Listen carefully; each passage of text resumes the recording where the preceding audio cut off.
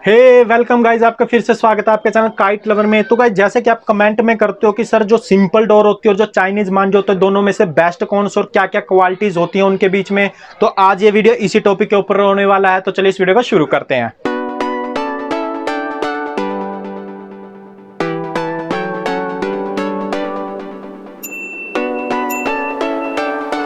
तो गाइज जैसे कि आप यहां पर देख पा रहे हो, मेरे पास यहां पर सिंपल मांझे हैं। आप देख सकते हो यहां पर बिल्कुल सिंपल मांझे हैं और इनमें से ये मैदानी मांझा है, कोई पांडे का मांझा है, अलग अलग वैरायटी के मांझे, लेकिन ये सिंपल मांझे हैं यहां पर।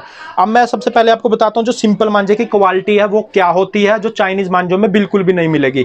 सबसे पहली बात, ये आसानी से टूट जाते हैं। ये क्वालिटी है इनके, देखिए आसानी से टूट जाते हैं।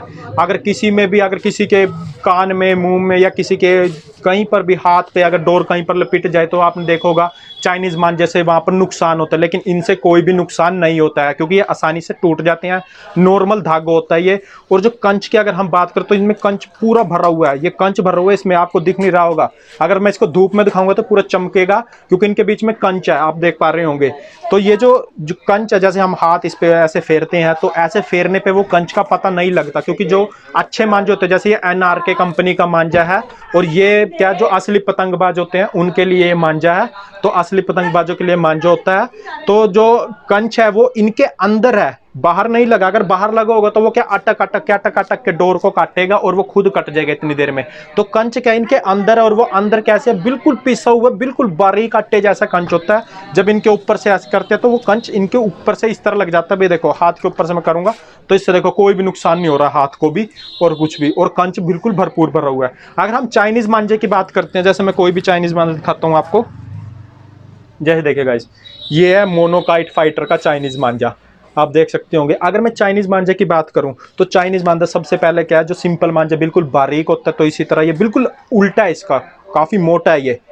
और जैसा सिंपल मांझा हमारा आसानी से टूट जाता है, अगर किसी के गर्दन में, हाथ में या पतंग किसी के अगर पक्षी में भी लपेट गई है डोर वगैरह तो आसानी से सिंपल मांझा टूट जाएगा। लेकिन ये मांझे का जितने मर्जी जोर लगा लो भाई, हाथ से तोड़ के देख लो, ये मांझा बिल्कुल भी नहीं टूटेगा जो चाइनीज मांझा होता है। तो सबसे बड़ी और सबसे नुकसान इसका यही है कि भाई ये टूटता नहीं और ये काफी मोटा होता है, और इसमें कोई भी कंच नहीं है, इसमें सिर्फ ये प्लास्टिक से भरा हुआ मांझा, पूरा प्लास्टिक भरा हुआ है इसके बीच में। और ये आपको 400-500 रुपए का दे देंगे और आप भी बड़ी खुशी खुशी लाओगे, चलो हम पतंगे काटेंगे। लेकिन आपको ये नहीं पता कि ना तो ये पतंग काट सकता है ना कुछ, और दूसरा ये आपके हाथ पैर इनको नुकसान पहुंचा सकता है, चोट लग सकती है इससे। अगर कोई सिंपल मांझे से पतंग उड़ा रहा है और वो चाइनीज से पेच लगा रहा है तो मैं गारंटी देता हूँ भाई 100% जो सिंपल मांझे इसको कट कर देगा बड़े ही आसानी से। बेशक ये खींच मार ले, बेशक ये ढील दे रहे, अगर आपके पास सिंपल मांझा है ना और आप हल्की सी ढील भी दे रहे हो इसके ऊपर रख के, तो आसानी से ये आराम से कट हो जाएगी, बिल्कुल भी कोई भी दिक्कत नहीं, क्योंकि इसमें कंच तो है ही नहीं है, सिर्फ ये प्लास्टिक भरी पड़ी है और वो भी काफी मोटी प्लास्टिक। तो इसलिए इसका यूज, और इसका यूज कहां पर करते हैं, अब इनकी बात करते हैं।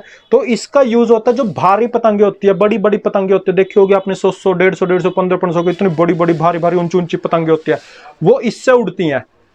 इससे हम वो उड़ा नहीं सकते जो हमारा मैदानी मांझा होता है, सिंपल मांझा होता है, इससे हम उड़ा नहीं सकते उन भारी भारी पतंगों को। लेकिन क्या कोई ऐसा मांझा है सिंपल मांझा जो उनको उड़ा सके? तो मैं कहता हूँ हाँ, पांडा का 9 कोड का जो मांझा है ना गाइस, उससे आप जितनी मर्जी भारी पतंग उड़ा लो वो इतना ही मोटा होता है और बिल्कुल आसानी से टूट जाता है, क्योंकि वो सिंपल डोर है, नॉर्मल डोर है। तो गाइस होप कर तो वीडियो आपको अच्छी लगी होगी, और लास्ट में मैं यही कहूंगा जो सिंपल डोर का मजा ना उड़ाने भाई, इससे कुछ नहीं है।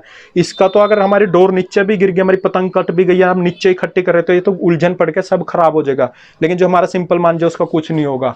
और दूसरी बात, सिंपल मांझे से कोई नुकसान नहीं होता, इससे तो नुकसान ही होता है। तो गाइस मैं तो ये रिकमेंड करूंगा जो सिंपल मांझा है वो ले लीजिए इसकी बजाय। अगर आपको सिंपल मांझा 500 रुपए का पड़ रहा है ना और ये 200 रुपए का पड़ रहा है, तो इसको मत लो, 500 रुपए का इसको लो। बेशक 500 की जगह 200 रुपए की सिंपल डोर ले लो, ये कभी मत लो। कभी मैं रिकमेंड नहीं करूंगा भाई आप चाइनीज मांझा लो, आप नॉर्मल मांझा लो, नॉर्मल मांझे से पतंग उड़ाओ।